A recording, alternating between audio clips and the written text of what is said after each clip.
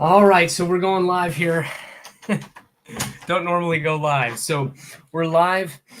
So it's been a couple years since there was a debate between Jake and Dr. Andani, and it was on Tawhid. So it was a Muslim debate. And I'm a Christian. So, what can I provide in terms of commentary on this debate? This debate was 2 years ago in 2022. And I watched it live, and then subsequently I haven't watched it since recently.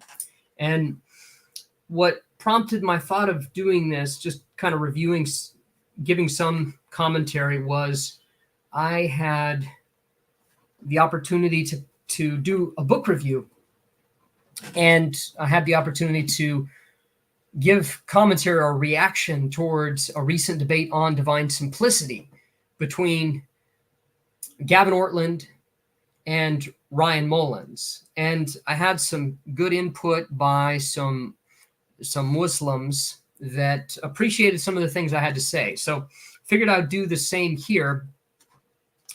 I am not a scholar. I'm an independent scholar, if anything, and I have not studied Islam in depth. Okay, so I'm not an Islamic scholar. My study and my area of specialization would be Christian analytic theology. So my thoughts may or may not be helpful. Okay, and I'm not a historian. I'm not able to do historical theology. That's not my training. My training is in philosophy. So what I have to say, my reaction may or may not be helpful. All right, so let's get into it. So, Jake, the Muslim metaphysician, and Dr. Khalil Andani, they had a debate a couple years ago on the topic of Tawhid, which has to do with God's oneness. And, having some limited knowledge of Islamic theology, I think Tanza is related to it, understanding God's transcendence. And I think that came into the debate. We saw that. I think that's what Jake was trying to level against Dr. Andani, that Tanza his understanding, I should say it this way. Jake was emphasizing that Dr. Andani's understanding of God's transcendence would seem to make God unknowable. So it would be an apophatic theology that would be constrained such that God would be ineffable, God would be inscrutable, thus God would be unknown. And this debate was interesting because there are a lot of similarities between Islamic theology and Christian theology. And we understand that Muslims and Christians, they've been debating since Islam, right? And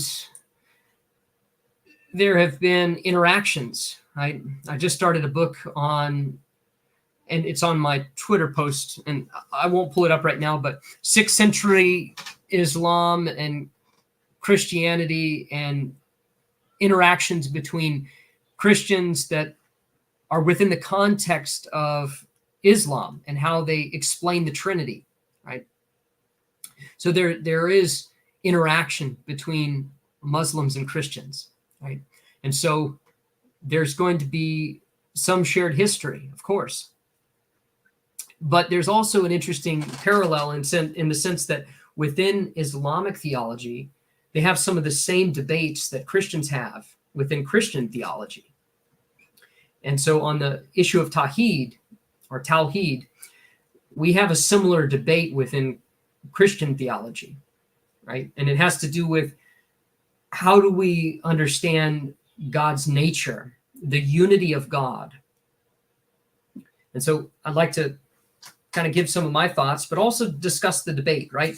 So in terms of the debate, I want to say that it's interesting because Khalil, Dr. Andani, his view is considered the minority view. I take it, since the Shia versus the Sunni, they're understanding their theological traditions. I think the Shia is going to be considered the minority view, but also his view being an Ismaili and his understanding of Neoplatonism, or what did they call it? Hikmah.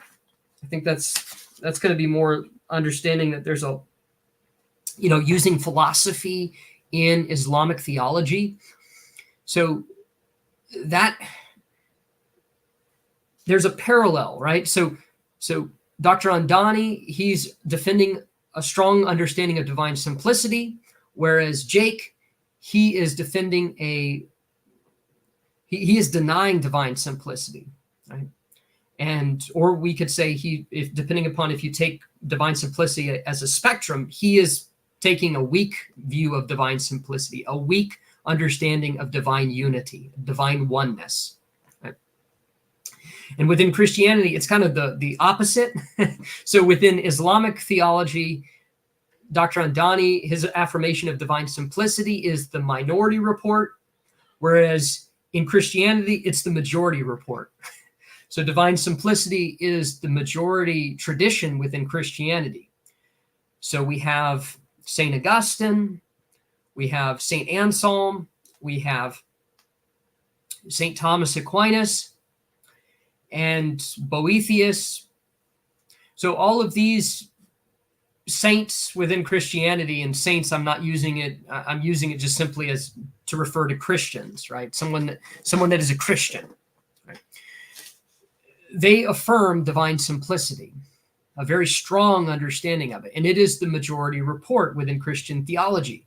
Whereas there are some minority reports, that's not a consensus in terms of taking a weaker understanding of divine simplicity. And so I'll discuss that further here shortly.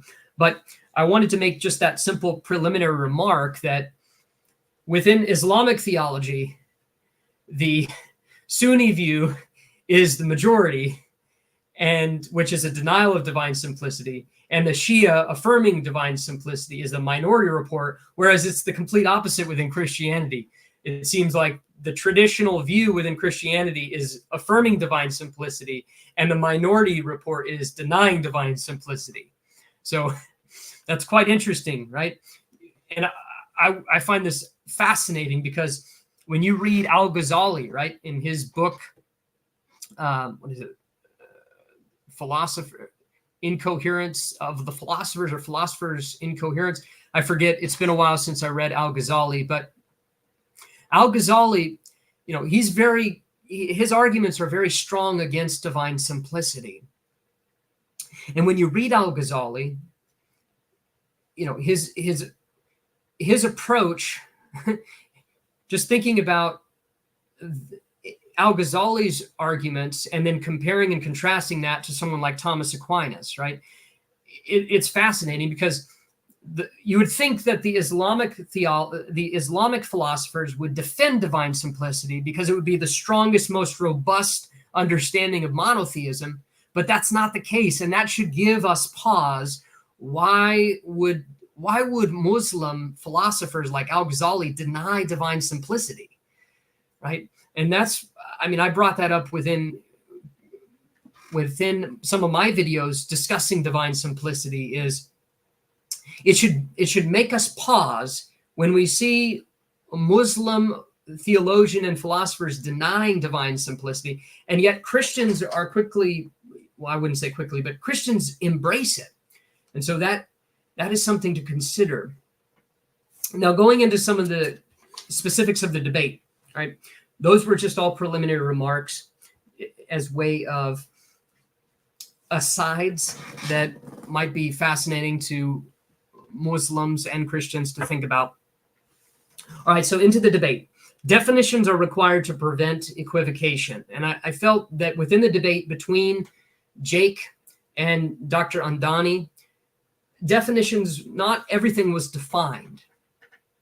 And I understand that this debate was a internal debate within Islamic theology. So there's a lot of givens, right?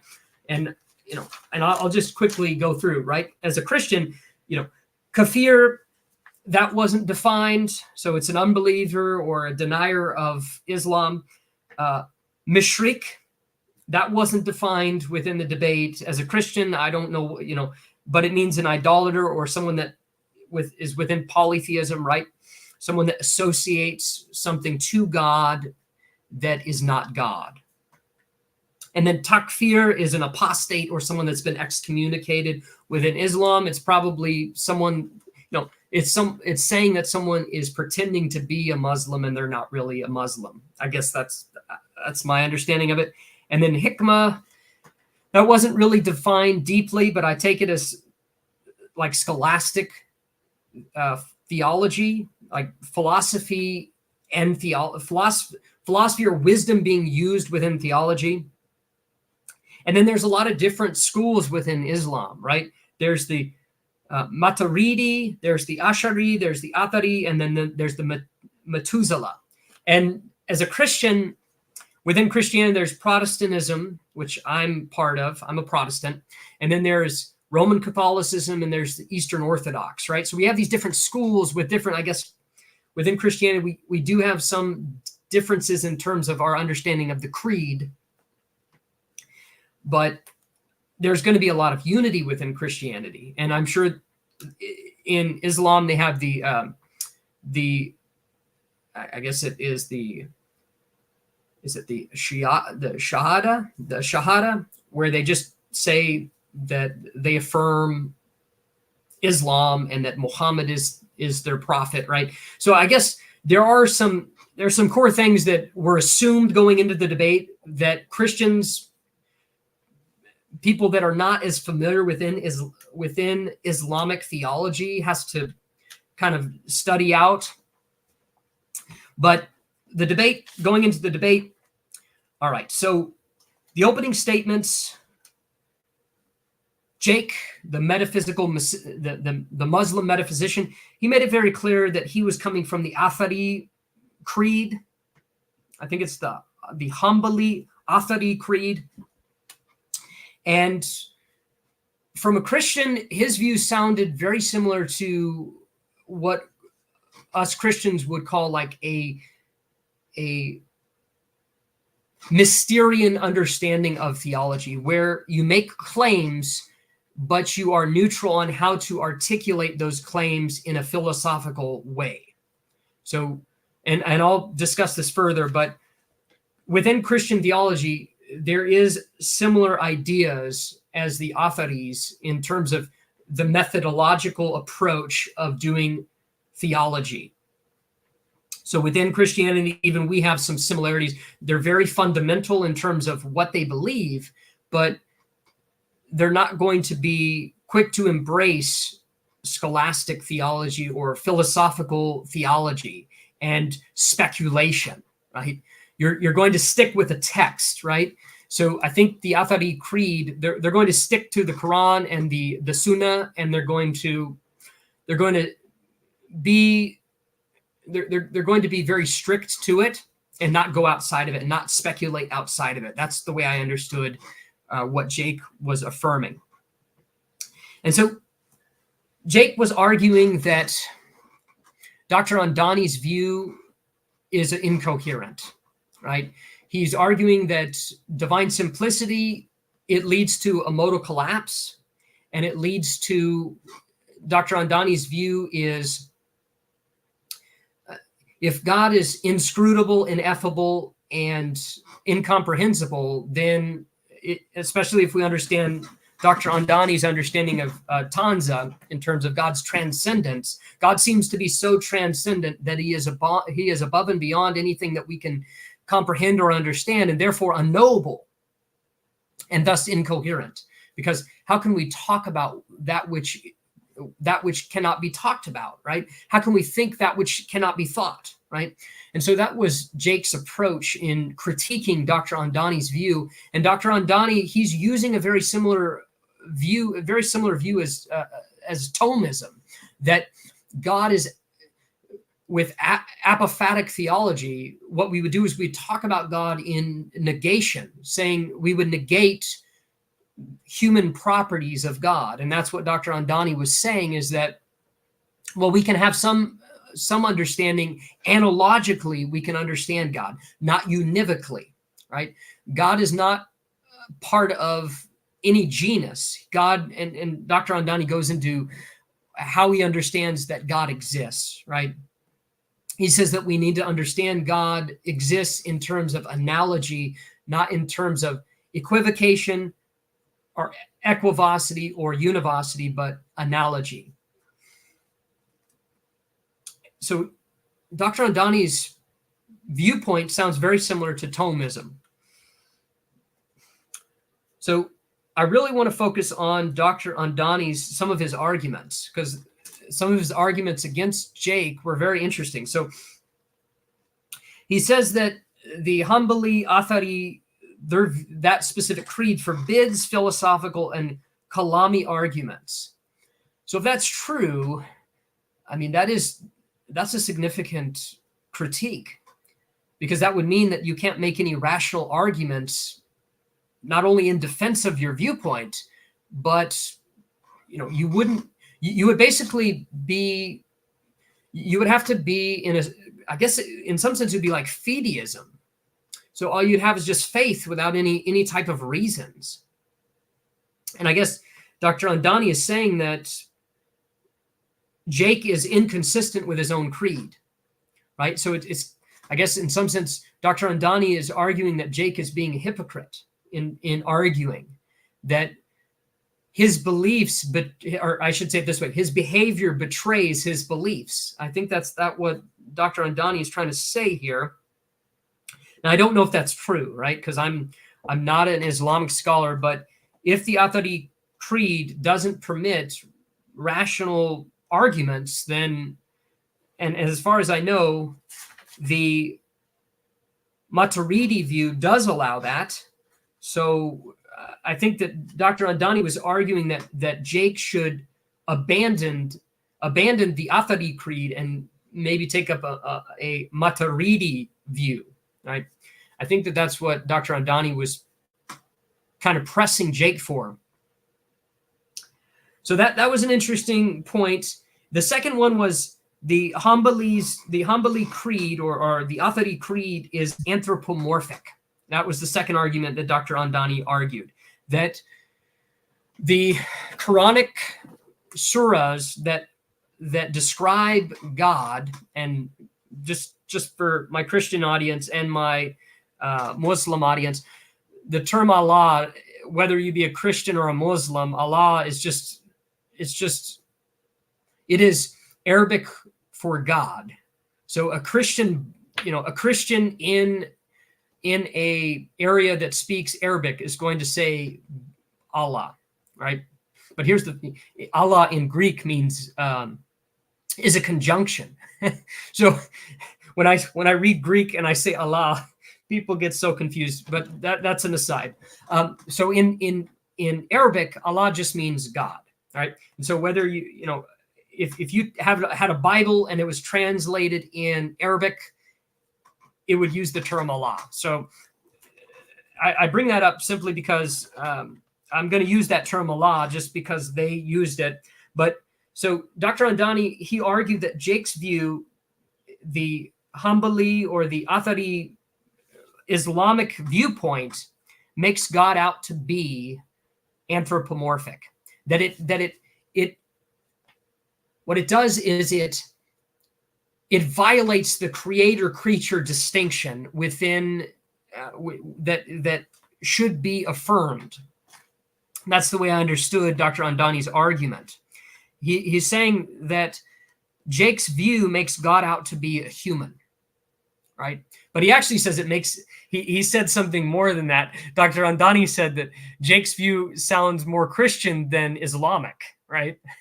And I think that was kind of a swipe towards us Christians, but I mean, we don't think of God in terms of like Zeus or something like that. That's like a humanoid. That's not our understanding of God. And I'm sure Dr. Andani would probably correct himself, right? But he was just trying to say, in terms of Islamic development, he thinks that the Athari Hanbali viewpoint was influenced by Christians. And I think that that's what Dr. Andani was trying to make, what he was trying to argue in his second argument. As an aside, so Christians don't believe, obviously Christians believe in the Trinity and the incarnation of Jesus Christ, right? Because we take Jesus to be the second person of the Trinity. So within Christian theology, we do see Jesus as being both truly God and truly man. So I guess in that sense, we can say that there is some let me say this term again, anthropocentric understandings of God in the incarnation. But God in and of himself, we do not see God as a human, right? And I'm sure that Dr. Andani would make that point. Okay, so the third point, which was interesting because I'm not familiar with Islamic theology, I need to study further, which is this understanding of how to interpret Quranic texts.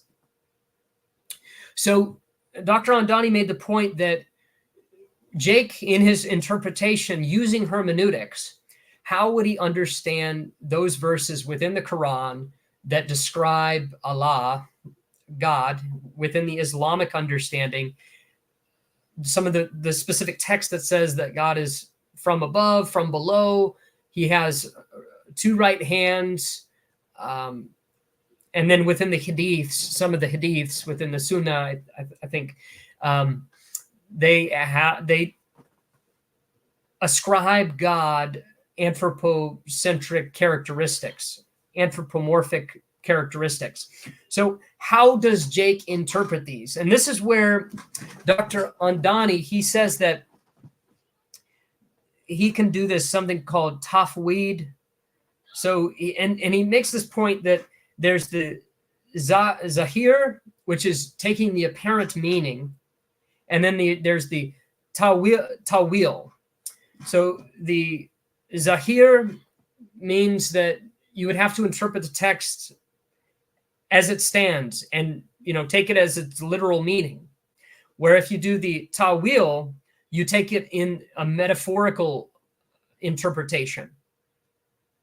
But he says that there's this other way of doing it. It's Tafwid al-Mufana. I don't know Arabic, but it's Tafwid al-Mafa or Mafana. Mafan. Forgive me. You'll have to watch the debate too. But it's basically take neither the literal interpretation nor the metaphorical, and it's basically taking a neutral stance of saying it's a mystery and not taking a meaning for it. And then he makes the point that the Atharis see this as haram, to take it as metaphorical, but they don't want to take the apparent literal meaning either, because then that would mean that God literally has hands and that God literally, he's spatial, right? That he's temporal, he's spatial, he sounds like a physical being, right? And so Dr. Andani's basically saying that for the Athari creed, they can't take the Zahir, the literal meaning or the apparent meaning, nor can they do the Tawil, which is going to be the metaphorical reading of the Quran. And so the only thing that they have left is to take this Tafwid al-Mafa. I'm mispronouncing it, but which would mean to take neither view, which would be a neutral stance, which in my view, this sounds very similar to a Mysterian understanding, which would say that the term is a placeholder for a truth that goes above and beyond our comprehension, right? Our cognitive faculties are limited, and so we know that there's truth here, and it seems apparently contradictory. It's not contradictory. It's apparently contradictory, but we lack the cognitive capacity to understand it. And this is precisely the same views that Christians have used this type of argument or this type of understanding with the Trinity and the Incarnation. And to look at work on this, you would look at James N. Anderson's work on mysterianism. And you can also look at, because I know that Muslims, they like to try and argue against the Trinity. So for full disclosure here, so James N. Anderson, he goes back and forth against Del Tuggy, who is a Unitarian, right? He's what he calls himself a biblical Unitarian. So you can look at Dr. James N. Anderson's work on mysterianism within a Christian tradition, right? But this is in terms of interpretation. And then in the fourth argument that Dr. Andani makes is that for the authority creed that Jake affirms, his view ends up sounding very Mysterian, that he appeals to God being inscrutable, that God is ineffable, or that God is incomprehensible, and therefore we can't speculate about God, and we need to understand that how we understand God, to us it seems like God is contradictory in some way, shape, or form, but in fact God is not contradictory. It is only apparently contradictory to understand how God's attributes are numerically distinct from God, and yet they're God. How do we understand God's unity and God's diversity is a mystery. And that mystery we cannot understand. It goes above and beyond us. God is incomprehensible, and we are not able to fully grasp God because we are limited. That's the way I understood what Jake was arguing, or at least that's what Dr. Andani was leveling against Jake's view. And then Dr. Andani makes the point that if you do that, then you are following the Christian tradition, and therefore you cannot critique the Trinity, because Christians, they also affirm a Mysterian view. Some of them do. And so if you're going to debate Christians and demand a logical, coherent understanding of the Trinity, yet you can't do that with your own understanding of Tawhid, understanding how God is both there's a unity and diversity within God. If you can't explain that logically and metaphysically, then you can't level an argument against Christianity and their understanding of the Trinity. Because the Trinity also affirms both monotheism, a unity, but also a diversity within God. And Dr. Andani was trying to make the point that this is why, whether Jake knows it or not, his understanding sounds awfully close to the Trinity, right? And you heard both of them, Dr. Andani and Jake, level arguments against each other, saying that, so Jake says Dr. Andani's view sounds very Christian, and then Dr. Andani says Jake's view sounds very Christian, and I guess being similar to Christians is a bad thing within Islamic theology, right? I guess. But as a Christian, Christianity is not a bad word, but I guess within the Islamic context, they see that as being kafir, right? As not, or I guess being mushrik, which basically means like an idolater or polytheism, right? And they would be, yeah, I guess that's what they're arguing against each other, making that point. But going back to Dr.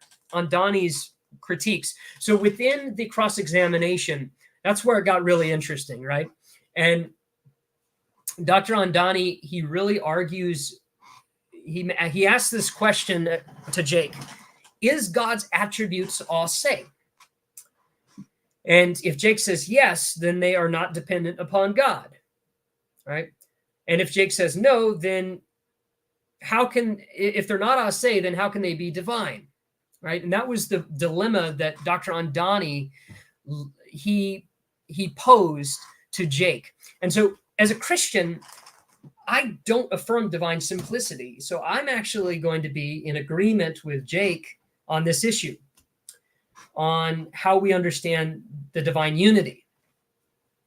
So I'm going to actually agree with the Sunni tradition on how to understand God's essence in some way, right? Not obviously not in every way, because I'm a Trinitarian. I believe that there is one God that is three persons that are inseparable, indivisible, and that the three are the one God and the one God are the three.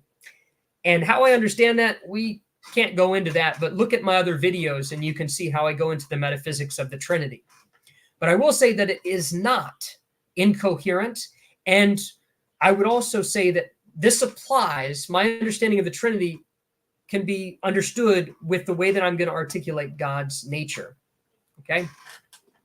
So here we go. So how would I respond to Dr. Andani as a Christian? Okay? So I want to respond to this because I don't believe in divine simplicity either. And so this might be helpful because I felt like Jake, he did his best, but I think that, I'm not going to critique Jake and say that he did horrible or anything like that. I don't want to say that because, I mean, in terms of the debate, I thought that Dr. Andani, he seemed to be more prepared, certainly. He did a shotgun approach with, giving 10 arguments. And so that limited, but I think that Dr. Andani, he did a great job. And I felt like Jake, he could have done better, of course, but you know what? I can't critique him because I am not him. And I'm not going to say that I can do better than him. I probably would do worse than him, right? But I'm a Christian and he's a Muslim, right? So the debate wouldn't be helpful anyway because I don't believe in the Tawhid but I do believe in a divine unity as a Trinitarian. And so I'm going to articulate that here, and hopefully it's helpful to both Christians and Muslims that deny divine simplicity or affirm divine simplicity and maybe want to hear a different perspective. Okay, so I mentioned earlier that within Christianity, the majority report, the consensus is divine simplicity. But how we understand divine simplicity, there are differences. And so I think what I'm going to articulate is very similar to some of the Sunni schools or some of the Sunni traditions. So here we go. So I'm not a historical theologian. Okay, so I'm going to make that point. I'm more of a philosophical theologian, if I'm a theologian at all. But within Christianity, there are those that do, I'm going to use the Arabic, that do hikmah, if I can use that terminology to kind of relate to the Muslims within Christian tradition. And we would call these scholastics, right? So the scholastics, the Reformed scholastics, I am, within my tradition, as a Protestant, I affirm predestination. So I'm a Calvinist. So I'm within some of the Islamic traditions. I used to be an occasionalist. So a long time ago, I would have been more closer to some of the Islamic schools. But so within Christianity, there's the Reformed scholastics, right? So those that believe in predestination and also have some sort of hikmah, who have like philosophical tendencies within theology. And these Reformed scholastics borrowed or used different Christian theologians and philosophers. They borrowed from Thomas Aquinas, John Duns Scotus, Suarez, Cajetan, Henry of Ghent, William of Ockham, and they did so to do theological and philosophical construction, right? And that's the hard work, is making a coherent theology. It's not simply just reading a text and then you have a complete constructed theology. God didn't give us revelation like that. right? And so these individuals, they would take God's revelation and use philosophy as a tool, as a minister, not as a magistrate, to try and articulate and formulate and construct a theology using philosophy. And so I'm going to do the same, but I'm going to use John Duns Scotus in my way of articulating a view that, in my opinion, doesn't affirm divine simplicity, but people debate whether or not it counts as divine simplicity. I'm not going to get into the terminological debates, the semantics, and the etymology. For this purpose, I'm just going to say that John Duns Scotus, whatever you say, I'll say this. His view is that God is one divine substance, and that one divine substance has numerically distinct divine attributes. So let me articulate this. As I understand Scotus, right, this is my understanding, he sees all being prior to any analysis as categorically either infinite, if I can get my hand in there, infinite or finite, right? Infinite or finite. Being is either infinite or finite. God alone is the sole infinite being. So only God is infinite. Nothing else is infinite but God. God, he is the sole infinite being that is the source of all finite beings. So within Scotus, there's a clear creator-creature distinction. And contemporary theology can go further in terms of modality or essential real definitions to explicate the creator-creature distinction. And I know Dr. Andani, he is trying to protect the creator-creature distinction. And that's why he's persuaded that divine simplicity is the way to go. And I want to say that that's not the only way.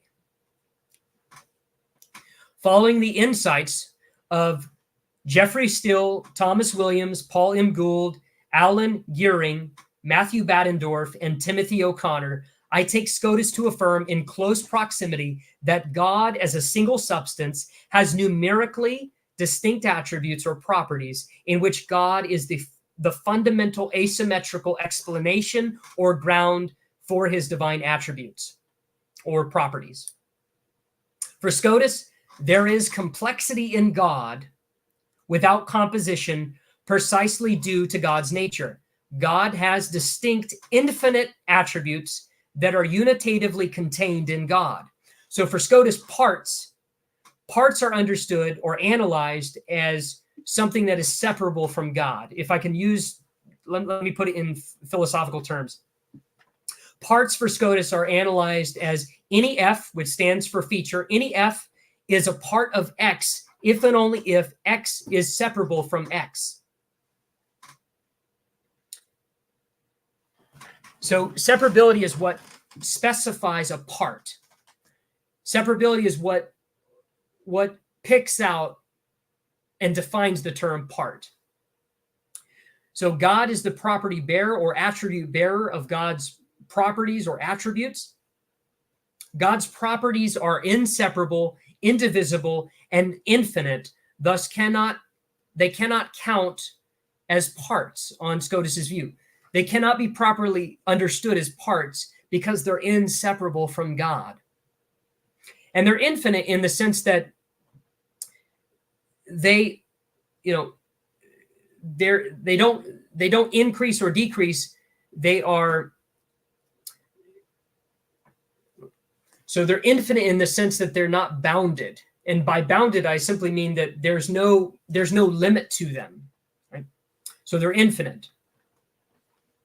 So let me continue. And again, I'm a Trinitarian, right? So I'm gonna use some Trinitarian language here now. So for you Muslims that hear this, I'm gonna get into that here. So what intrinsically and eternally is produced or possessed by God ad intra is God ad intra. Insofar as God cannot create a square circle, nor can God be more than or less than three persons, God cannot do that which is contrary to who and what God is. God's essence is the fundamental, all-sufficient, asymmetrical ground for God's distinct properties or attributes. So within my understanding, the Trinitarianism is going to be built in, right? Now, obviously, for a Muslim within a Sunni tradition, they're going to try and articulate this without the Trinity, but I'm a Trinitarian, so I'm going to articulate it with the Trinity, but you might gain some insights to this, right? So if we were to use mereology, the part-whole relations, then the whole grounds the parts within a proper Aristotelian metaphysics. God is the property bearer of God's properties, and this does not breach or violate the creator-creature distinction. Now, why is that? Well, a distinction may be made between uncreated and created properties. Right? Uncreated properties are necessary without a metaphysical or temporal beginning. Created properties are derivative and dependent, but may be contingent or necessary with a metaphysical or temporal beginning. So uncreated versus created properties, or attributes, if you want to use that term. So that distinction needs to be made. A further distinction may be made between divine and non-divine properties. Divine properties or attributes are specific properties, whether uncreated or created, necessarily or contingently possessed, asymmetrically related and united. Think of, when I say united, think of like a fusion bond, right? In chemistry, think of like a fusion bond. So united to the divine substance, consistent with all divine perfection and properties. So within that is consistent with the divine substance and the divine attributes, right? And then I want to make even another distinction beyond that, right? So another distinction is between fundamental and derivative aseity. And this can be formulated between the divine substance and the divine properties. Now, Trinitarians have been making this type of distinction for many years, right? I'm going to make this distinction now, and hopefully my Muslim friends might be able to, take this further. They might be able to make sense of this even more.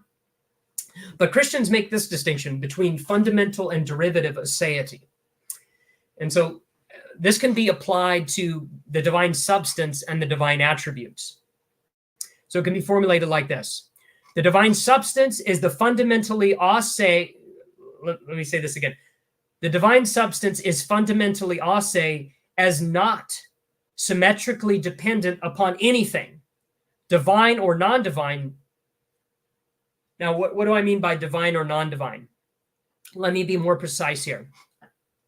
So God is not symmetrically, God's essence is not symmetrically dependent upon any divine or non-divine substances or properties.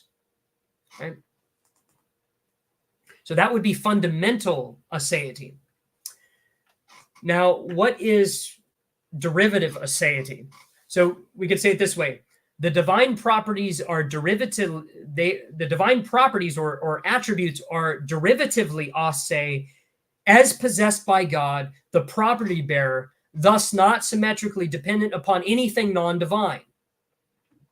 So the divine properties or attributes do not depend upon anything outside of the divine nature. And therefore, they count as being ase. Derivatively, right? Not fundamentally, because fundamentally would mean that they're independent of the divine substance, right? Which that would be impossible, right? Because we understand the divine substance is the asymmetrical ground, the asymmetrical explanation for the divine properties. So this is not a causal explanatory relation. This is more of a dependence or grounding explanatory relation. And so it would be like this, that the divine substance grounds the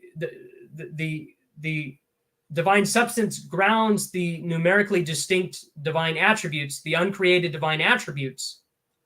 And the divine substance is independent in the sense of that it's uncreated, it is non-dependent, it is uncaused, right?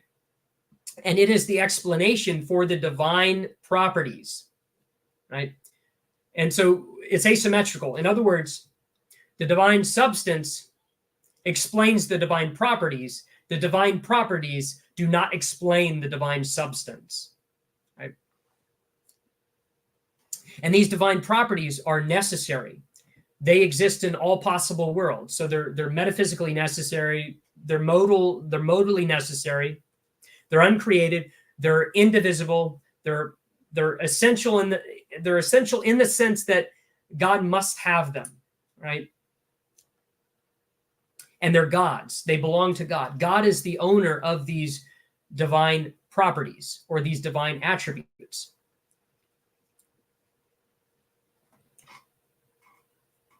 Sometimes this is expressed with Aristotelian metaphysics. They would make the distinction between general and individual essences. And I won't go into that because that can be confusing for non-philosophically minded individuals, because the divine properties or divine attributes are not understood as, distinct essences. They're understood as God's properties, God's attributes, right? Not entities that are independent of God. That's not, or independent essences. That's not the Aristotelian distinction. That's not what that entails.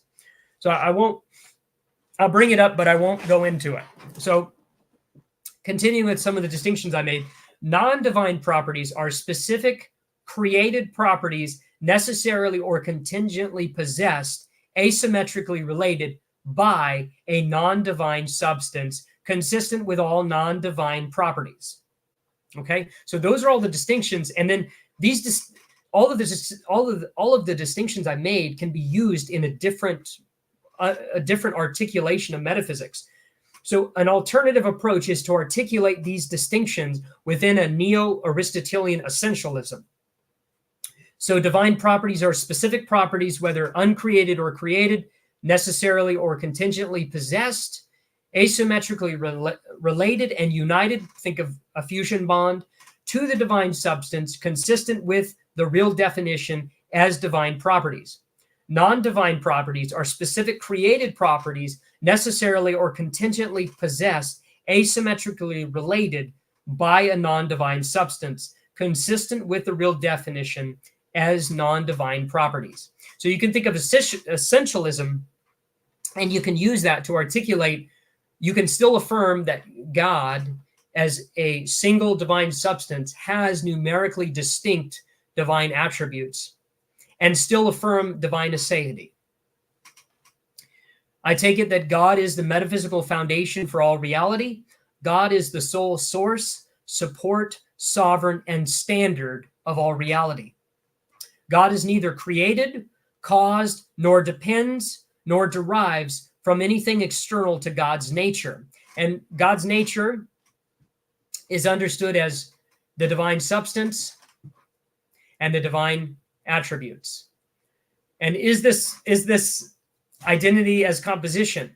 Well, no, not according to Scotus, because for Scotus, something to be composed entails separability. And so for God's substance, the divine substance and the divine attributes are inseparable, and therefore they cannot be considered a composite being. They can be understood as a complex being.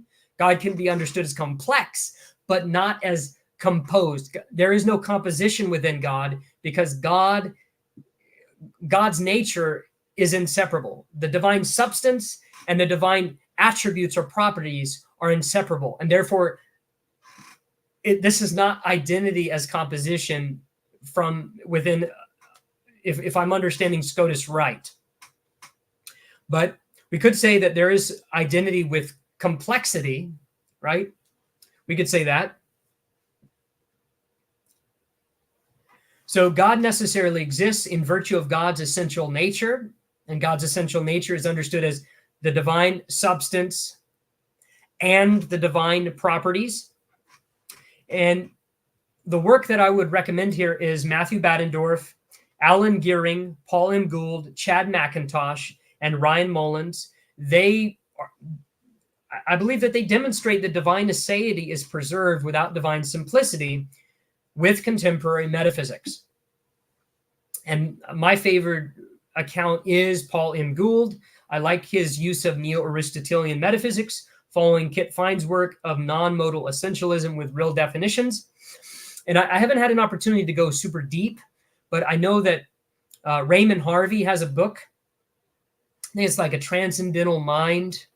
I started reading it, and it has some, I think there's going to be some parallels. He uses trope theory, and I think that what I've read so far, some of that work is going to be helpful. And I believe that he's arguing from a Maturidi theology. So Harvey, Raymond, some of the work that I saw for the Muslims that might be listening to this, you might want to look at what he has to say. He seems to be very kind. And then, I would say that I've interacted with Jake. I've interacted with Dr. Andani. I've interacted with Raymond Harvey, and all these individuals have been very kind to me on Twitter. So I would recommend you interact with these individuals, understand their work. Now, as a Christian, I think that it's possible to affirm both a unity and diversity within God, right? I believe that as a Trinitarian. Now, I actually do agree with what Dr. Andani said, though, is that for a Sunni, if you're going to argue against the Trinity, you have to admit that the Trinity can be coherent. You're going to have to admit that, because the same type of argumentation that I just went through is what's going to be used in defense of the Trinity. We would argue now, Jake, I've heard Jake say, well, okay, but yeah, God has numerically distinct properties or attributes, but they're not personal. That will be where the debate is. Not the coherence of the Trinity, but whether or not God's attributes could be personal, right?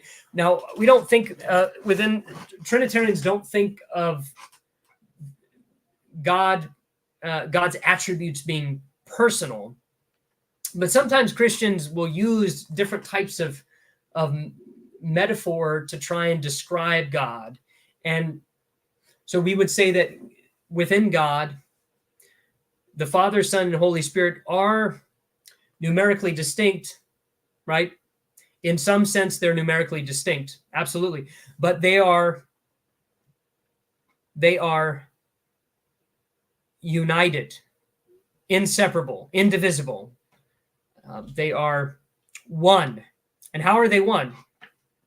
Well, Christians understand that there's one source of divinity. So this is articulated in different ways. You could say that there's one trope of divinity that the three persons share.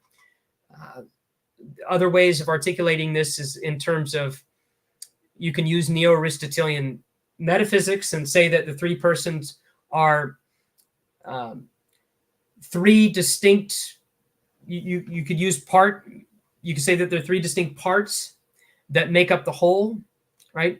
But it wouldn't be called parts. It would be something else like subsistence, or we could use the general essence, individual essence distinction to articulate this. Look at my videos on the metaphysics of the Trinity, both of them, part 1 and part 2, to see how a Trinitarian would be able to articulate the Trinity. But the point is that I think Dr. Andani is right, that for a Sunni to critique the Trinity, you have to admit that a Sunni understanding of God affirms both unity and diversity.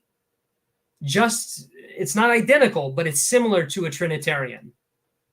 A Trinitarian believes that within God, there is numerical distinction, and yet there is unity, right? A type of unity that we would say that God is complex without composition. And a Trinitarian would be able to, depending upon the type of Trinitarian, right? But for me, I would say that God is complex without composition, and that the Father, Son, and Holy Spirit, that they are distinct, they're inseparable, and that they're united. And like I said, like a fusion bond, right? And I brought up this fusion bond point. I would recommend J.T. Passauge's paper on John Duns Scotus. I'll try and link everything in the description of this video, like all of the references and everything, so that you can look through some of these papers that I've cited. Let me pull it up here though. Where is that paper at? So it's J.T. Passage. He has a paper. I don't see it in the footnotes. I'll get it for you guys. Let me pull it up. I apologize. I don't have it right here in front of me, but I will get it because I want to mention it. Here we go. So J.T. Passage has a paper, and it is entitled Duns Scotus on Identity, Mereological Fusions. And you can get it on his academia page. Check that out. I would highly recommend that. And then I would also recommend Chad McIntosh's paper, Why Does God Exist in Religious Studies? It was published in 2020. Look at those papers. And I would also recommend Paul M. Gould's paper, In Defense of Christian Platonism. It's in the book Ontology of Divinity, and it's published by de Gruyter. You might find profit in these works, even if you're not a Christian. But as a Christian, I would encourage you to continue to study. And in your critiques of Christianity, I don't think the debate is whether or not the Trinity is coherent. I think that there are coherent models. And I believe I affirm one of those coherent models.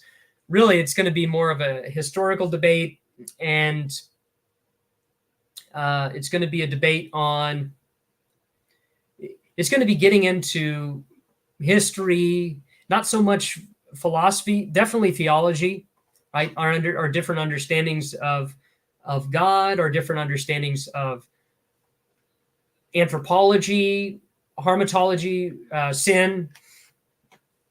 So those are going to be, we're going to have to compare and contrast our different views. But on this debate, talking about the Tawhid debate, I thought it was a very good debate. I will link what I've said here, and you can go through everything that I've discussed. It's not going to be a complete transcript, but it's going to be the main points that I've discussed here in articulating my own views. And, feel free to build on it, but also be consistent, right? Because if you're going to level arguments against Christians like myself and the Trinity, be consistent, right? There can't be any double standards. And if you believe that there's unity and diversity within God, then you need to permit us Trinitarians to affirm the same thing, right? Obviously, ours is going to be more robust than yours, because we think that within that diversity entails three, personal self-distinctions in God, right? And, this might be similar to some of the Sunnis. I had a discussion with a Muslim not too long ago, and we were talking about the nature of the Quran, and he believed that the Quran was uncreated and eternal, the uncreated, eternal speech of God. And I made the point, and I think that Christians and Muslims can help kind of get some understanding of the differences, to try and make the point that within Christianity, within the Christian tradition, we have said that Jesus is the Word of God and the Holy Spirit is the breath of God, right? Not to be anthropomorphic here, but to try and make the point that we want to emphasize the, monotheism, but also the Trinitarianism that we affirm. And again, we'd have to dig deeper. And if you're interested in Trinitarianism, go through my videos and you'll see I go deeper. Hope this is helpful. Hope you guys have a great evening. Thank you for tuning in to Random Theology. I hope that this might have been interesting. If it's not, it's fine. I appreciate Jake and Dr. Andani, their debate. And I pray that this is helpful for Christians and Muslims. Peace and God bless.